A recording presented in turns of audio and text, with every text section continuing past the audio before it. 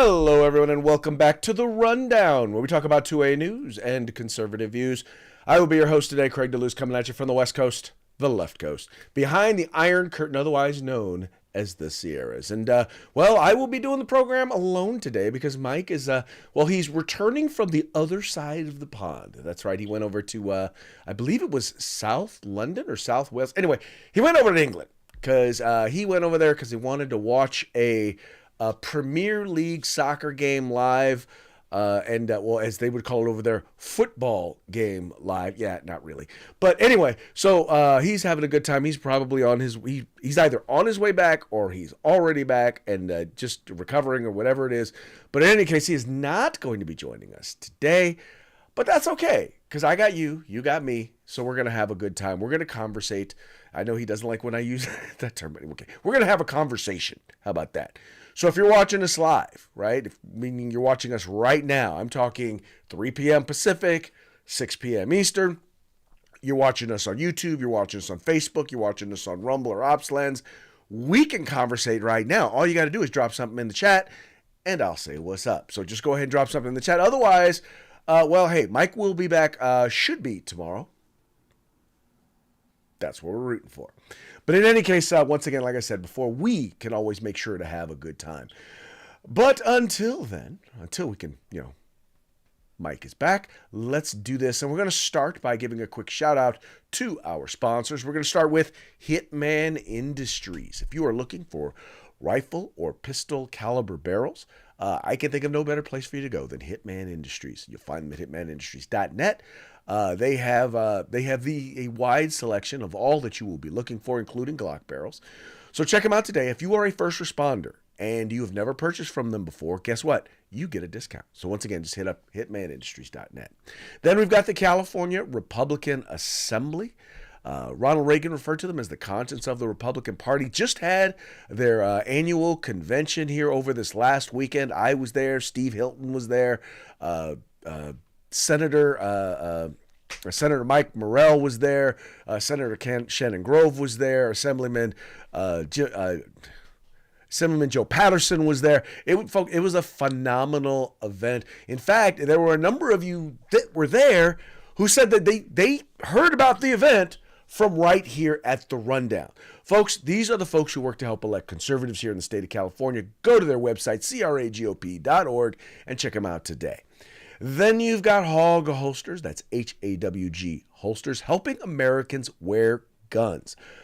Go to their website, hogholsters.com, and you will find the best in tactical and concealed carry holsters, inside the waistband, outside of the waistband, you name it. Just go there, check them out today, and if you use the discount code The Rundown, all caps, no spaces, one word, just like it is right up over there, you'll get a discount on The Rundown. Finally, we've got uscombatgear.com, the premier place to go if you are looking for tactical gear. I mean, they have all things tactical but the gun. We're talking outdoor gear. We're talking cold weather, warm weather, wet weather. You name it, they have it. Check them out today. Veteran-owned and operated. Fast shipping, great prices, excellent selection. Check them out today. Once again, uscombatgear.com.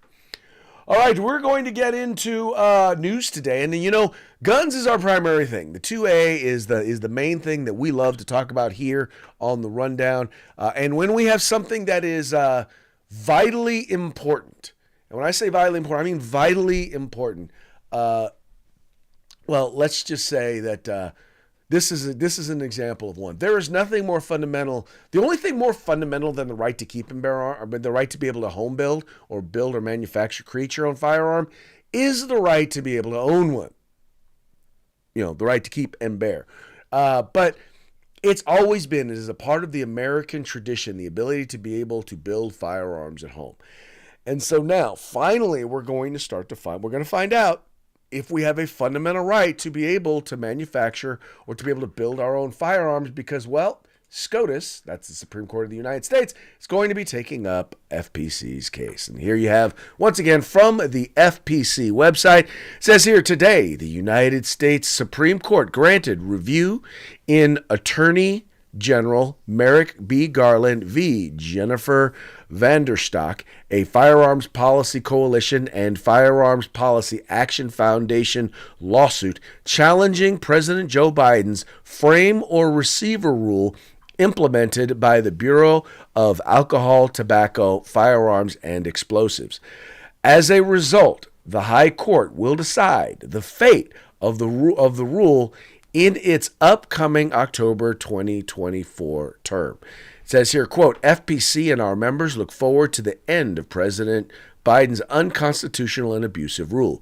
We are delighted that the Supreme Court will hear our case and decide this important issue once and for all, said FPC founder and president Brandon Combs. Quote, the Fifth Circuit's decision in our case was correct, and now that victory can be applied to the entire country. Quote, this is an important day for the entire liberty movement.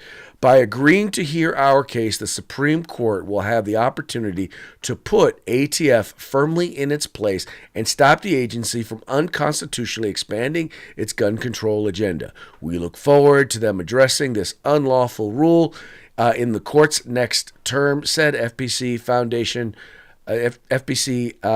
Action Foundation President Cody Wisniewski, counsel for the plaintiffs.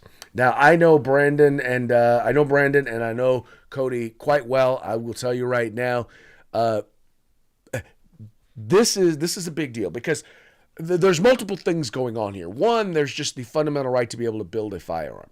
Then number two, there is the separation of powers. There is how, in essence, you have the Biden DOJ changing a rule, changing the definition of what is a firearm in order to include firearm receivers, right? In order to include a firearm part, in order to call it a firearm, because there's been a definition of what a firearm. In order to redefine what a firearm is, that's how this whole rule has worked.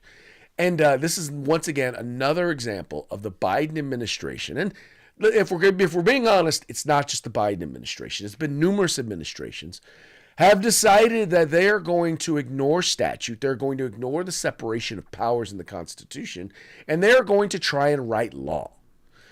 Well, guess what? They don't get to do that.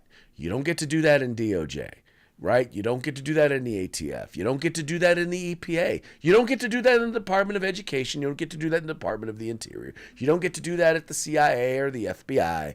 Those are all executive government offices. Those are executive departments. They're tasked with implementing the law, enforcing the law. They are not tasked with rewriting it. And nobody has been, like I said, nobody, with exception of maybe Barack Obama, has been more guilty. I'll put it to you this way. Maybe Obama did it more, but in terms of the egregious levels of just misrepresentation, or basically just flat out ignoring the constitutional separation of powers, nobody's been more guilty of it than Joe Biden. Absolutely, positively nobody. And you can tell by the success that he is having at the what's the word I'm looking for? You can tell by the success, or rather the lack of success he's having there at the ballot box, that, people aren't necessarily buying into that. They're not buying into it at all. And that's okay. That's okay. I'm actually very, very happy to hear that he is not doing well, because we should be upset when people violate the separation of powers. And I don't care what side of the aisle you're on. This is about the system. And if the system is going to have any effect, if it's going to be worth anything, it's only going to be worth anything if we uphold the rules. And it doesn't matter who you are, the rules should apply. And in this particular case, Democrats seem to think that the rules don't apply to them. And it's time for us to let them know. Yeah, they do. You don't get to just do your own thing. You don't just get to write your own law. So once again, hats off to the Firearms Policy Coalition and the work that they do. If you guys are not members of the Firearms Policy Coalition, please go to firearmspolicy.org. That's firearmspolicy.org, and kick them down some cash. I am not getting. This is not a commercial. We are not getting any money from them. So just so you know, this is because I know they're doing the right thing, and I know they're an excellent group to work with.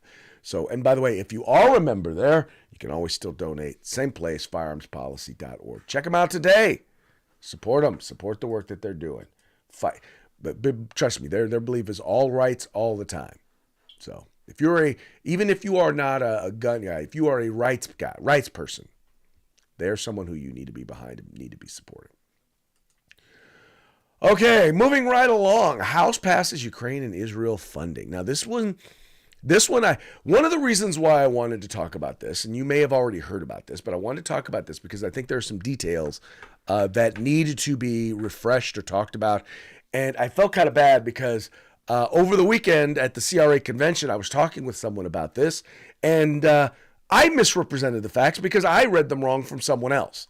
So I just wanted to give a shout out. I don't want to put nobody's name out there. He's a member of CRA. If you and I were talking about this issue, and I told you something, I told you that only 14 Republicans had voted against this funding. I was wrong.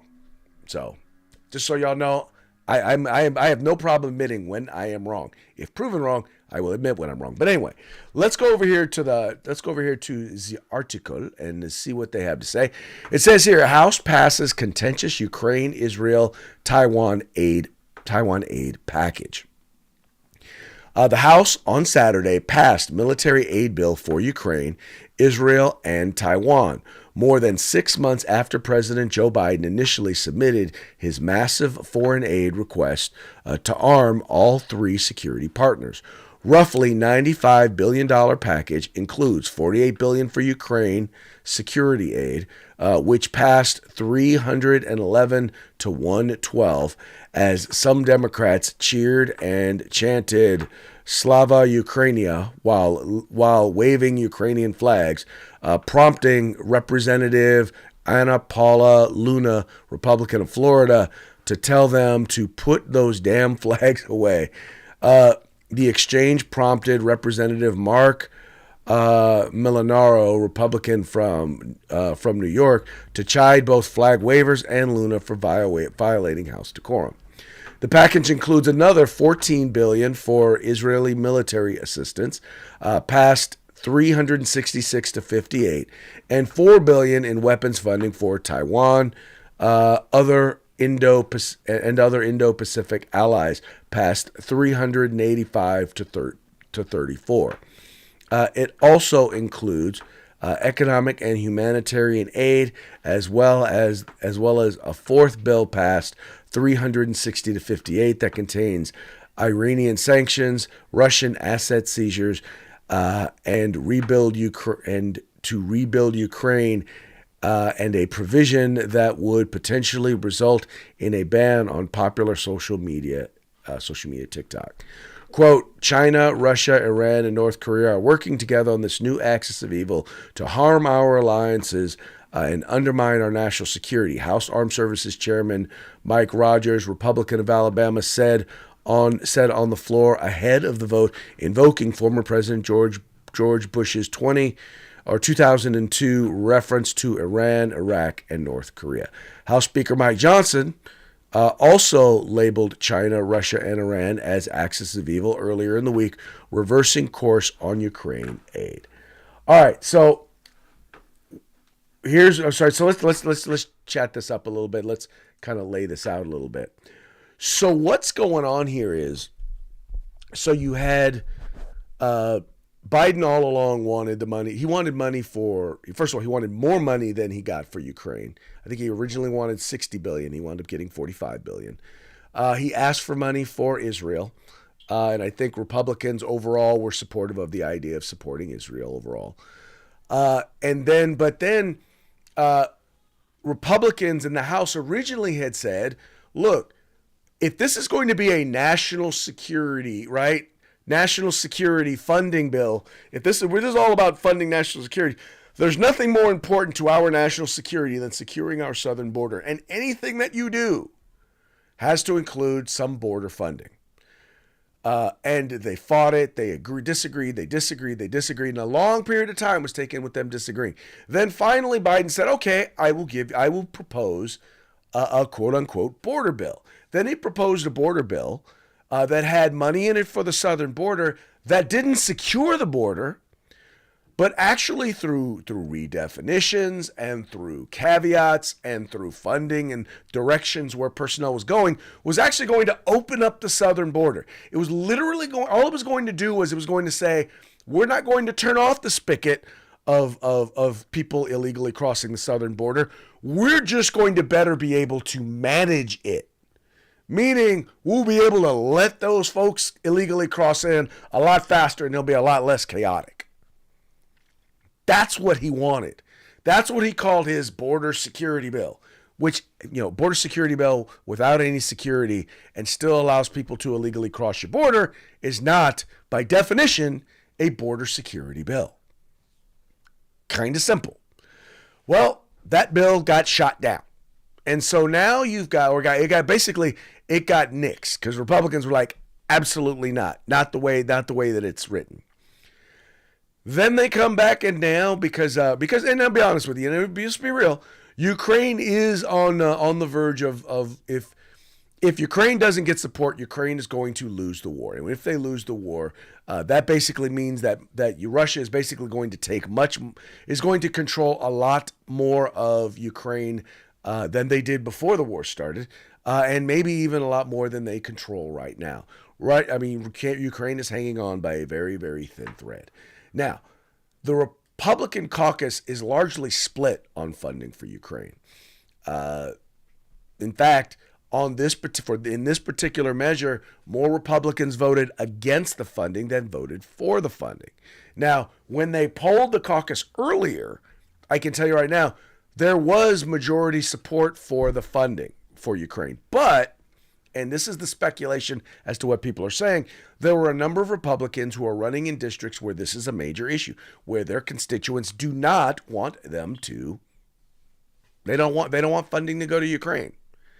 And that's just it. They just don't. And so in some cases, those Republicans either laid off or they voted against it.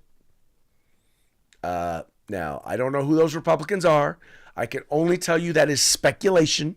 So I'm not saying that happened. The people who voted for the funding, the people who voted against the funding may very well, or didn't vote for it, may very well be against it.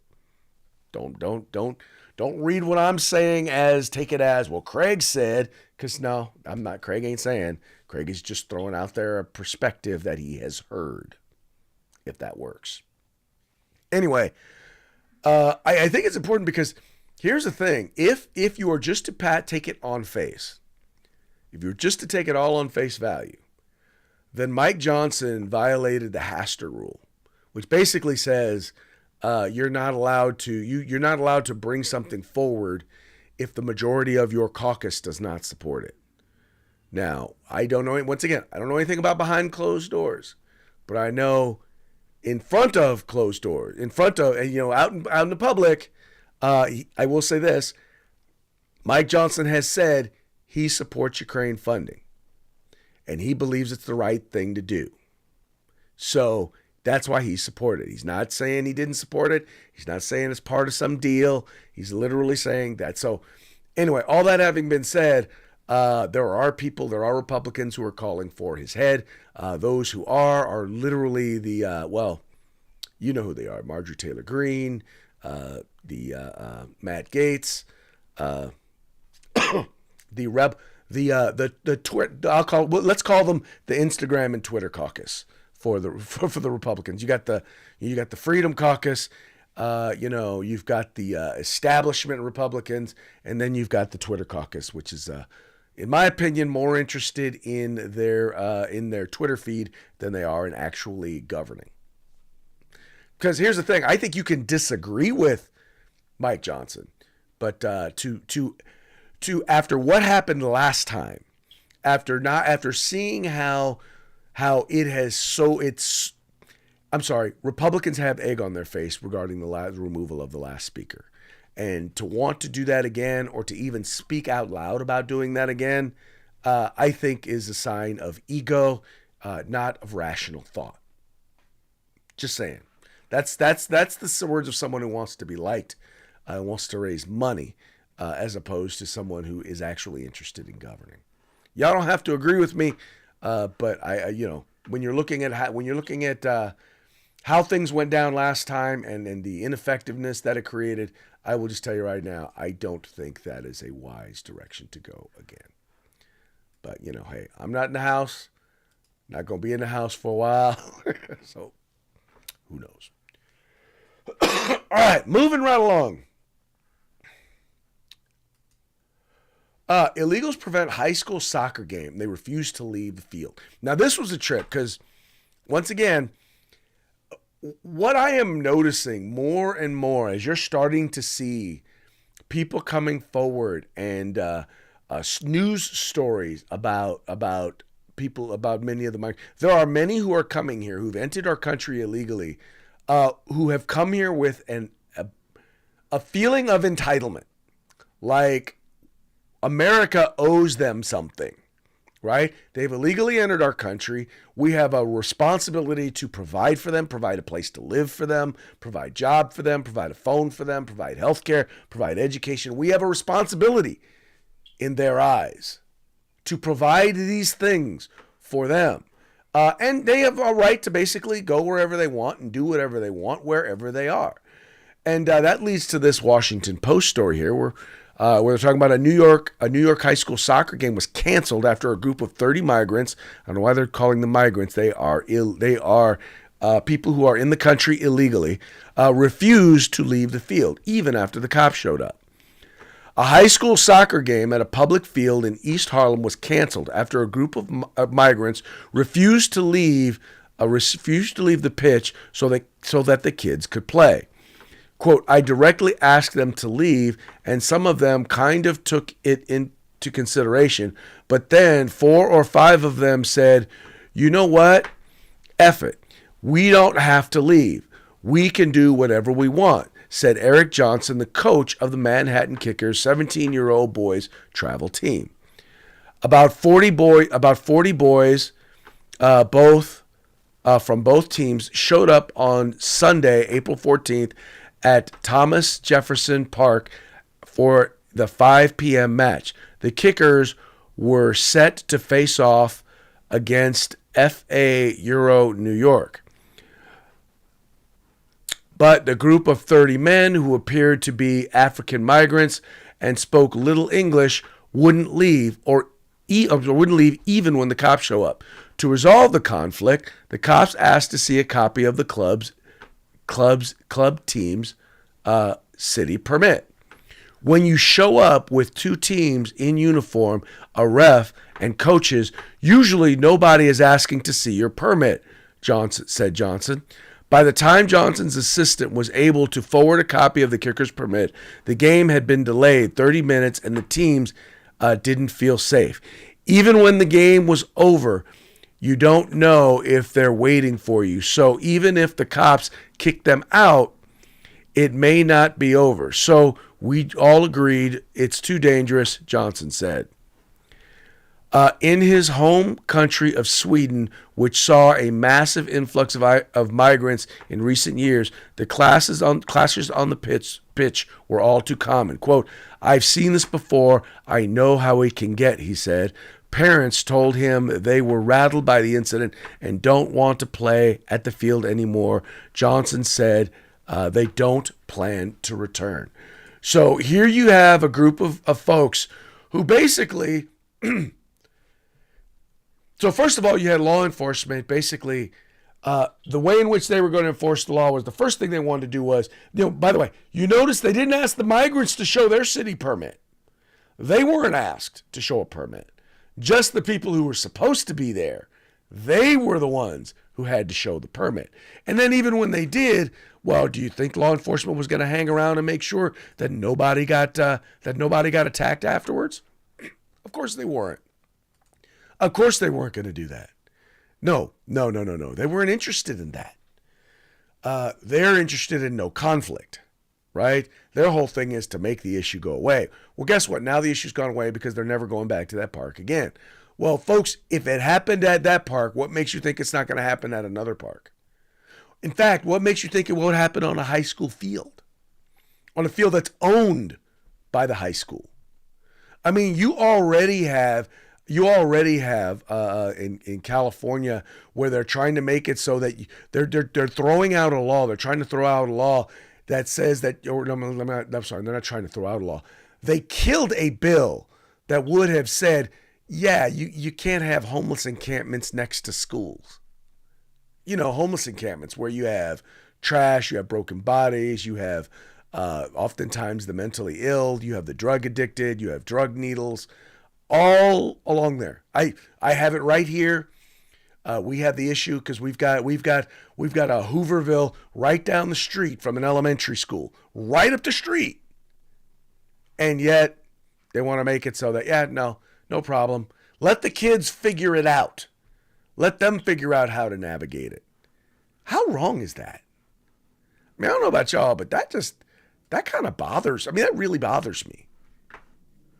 Anyway, I don't know, just my 2 cents. I don't know. It's something that really, really, really, really gets under my skin. Anyway, let's see where we at. Moving right along to our anyway. But that's something, folks, that we're going to have to figure out. We're going to have to figure out how exactly we're going to start enforcing the law. Because here's the deal. If you're going to enforce the law for us citizens, right? In other words, if I'm walking down the street and my dog poops and I'm going to get a ticket and I don't pick it up, I'm going to get a ticket, but yet a homeless person can just drop trow and poop in the exact same spot and nothing's going to happen to them, there's a problem here. There's a major problem here. Anyway, by the way, just so you know, the Supreme Court today is actually hearing, they're actually hearing on that Oregon case where they're actually going to address the idea of whether or not governments can pass laws making it illegal to camp on public grounds, in particular in parks or on sidewalks. In other words, in places where the public is supposed to be able to go, they want to be able to make it like a private residence. Like you can just camp out right there in the middle of the sidewalk like it's your living room. I don't support that. I don't think anybody supports that. And I'm believing that the Supreme Court is going to stand up for the rights of taxpayers. How about that? The people who actually pay for those sidewalks. Anyway, moving right along to our next story. Gen Xer gets $250,000 in loan forgiveness. Now, I know what you see. I got the little and now thing because I wanted you to tell you when I heard this, how dude plans to spend, what he's going to be able to do now that he has gotten his loan forgiveness. All right. Let's take a look at it here real quick. It says here, a Gen Xer who got $250,000 in student loans forgiven said he now can finally start saving for retirement and consider his dream of studying in India. So in other words, he wants to take out more loans. All right, check it out here. It says here, Joel Lambden finished graduate school in 1998, but as a professional musician, he was hardly making enough money to pay off his student loans and other bills. So Lambden, now 49, says his only option to make ends meet was to put his student loans in forbearance, in which he was not making payments, but interest was still accumulating. It was just so that I could subsist, so that I could survive, Lambden told Business Insider, with the hope that at some point I would be making enough money that I would be able to take them out of forbearance and start paying on them. But he grew to realize that the only way he could make a significant dent in his student loans was by switching careers. He didn't want to do that because he loved working in music, so he decided to keep his larger student loan in forbearance and begin paying off the smaller loans or lower monthly payment. He continued making those payments until a pandemic, pause, yada, yada, yada. Let's see. Okay, the account adjustment led to Limbetter receiving on January 31st, previewed by BI in his student loan servicer aid advantage. It said, "Congratulations, the Biden-Harris administration has forgiven your student loans listed below with aid advantage in full." For Lambden, that letter meant his $249,255 outstanding student loan balance was effectively wiped out. It started to feel like my fate was decided for me by the cold hand of finance, Lambden said, and that was a weight that I didn't realize until it wasn't there. So now he's talking, okay, here, while Lambden's still working to determine what exactly. So in other words, this is a guy who took out $250,000 worth of loans. $250,000 worth of loans, right? Well, some of that is accrued interest. $250,000 that he owed. It's now forgiven, right? Now, let me ask you this. Now, he finished graduate school in 1998. Now, that would have been, if I had gone to graduate school, because he's a little younger than I am. I graduated from college in 92. If I'd gone to graduate school, even if I gotten a master's, I'd have been done probably by 94, 95. If I gotten a doctorate, that probably would have finished probably right around 97, 98. But I would have, if I were getting a doctorate, I would have looked at how much money am I going to be able to make versus how much is it going to cost me. In fact, that's what I looked at. When I looked at it at the time, I was newly married. I had kids. I said, you know what? I don't want to take on that kind of debt. So I didn't go to graduate school. I didn't amass $250,000 worth of debt. This guy decided he was going to do that, going into a profession where, I'm sorry. Now, I don't profess to be an expert at jobs in the career path of musician.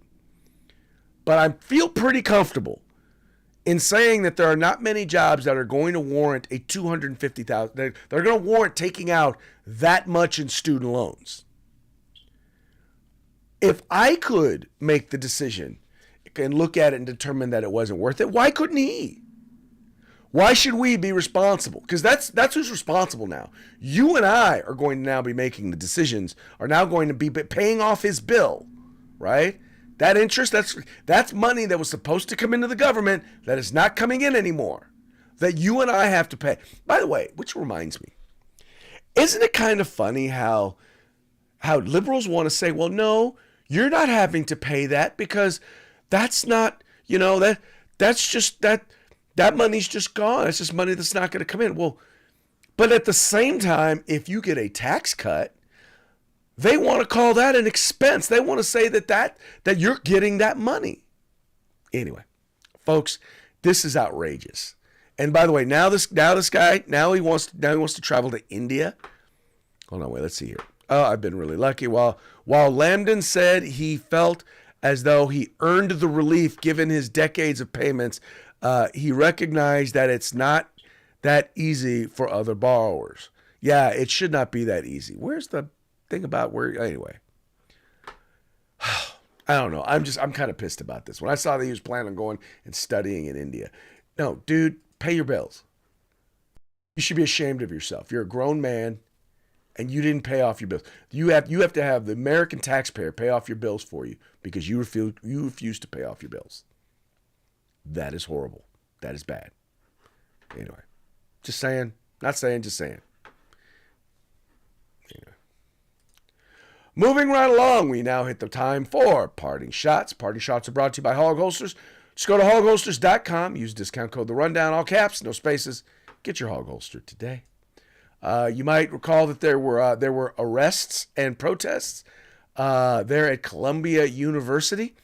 One of the finer institutions of higher education where one can get educated into imbecility. Well, there were many, many protests there, and they were fired. And, they were actually given, the students were actually given the opportunity to, to accept a ceasefire and to get out of it. But you know what? It says here, Columbia University students reject a two-campus solution. Yeah, they're falling in line with some of their Palestinian, their Palestinian or their Hamas, the Hamas folks that they're supporting there with them.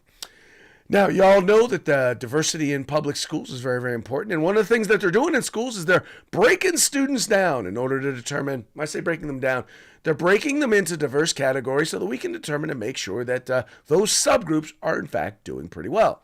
And there's good news. Impressive. 6th grade furry already barking at a 9th grade level. That's right. Because now we allow furries, we allow students to identify, or kids to identify as as animals. We now have one that is going to be performing at the 6th grade level. Ha ha ha ha. And then finally, with the upcoming election, in honor of Earth Day, America honors Earth Day by recycling used presidential candidates. What's amazing about this is that these are the two candidates that, quite frankly, only 5% of those who were polled, only 5% of the electorate wanted to see this matchup. Only 5%. Now, I'm going to guess that significantly more Republicans than Democrats wanted Donald Trump. I'm not saying a majority. I'm just saying more.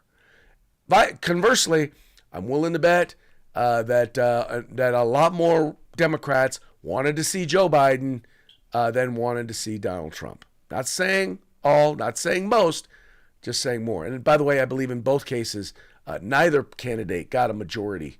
Anyway, folks, these are all what are called satire. They're brought to you by the Babylon Bee. So, don't take them too seriously. And with that, before we wrap up, we're going to go ahead and give another quick shout out to our sponsors. We're going to start with Hitman Industries. Just go to hitmanindustries.net. Get your rifle and pistol caliber barrels today.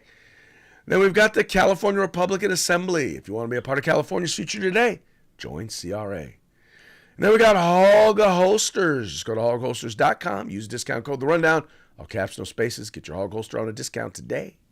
And then finally, the best in tactical gear. You'll find all things but the gun at uscombatgear.com. And with that, we're going to call it a day. We're going to call it a shoe. And we'll be back tomorrow on Taco Tuesday. Till then, y'all take care. Be safe. Maybe get a chance to set a few downrange. Holler at you later.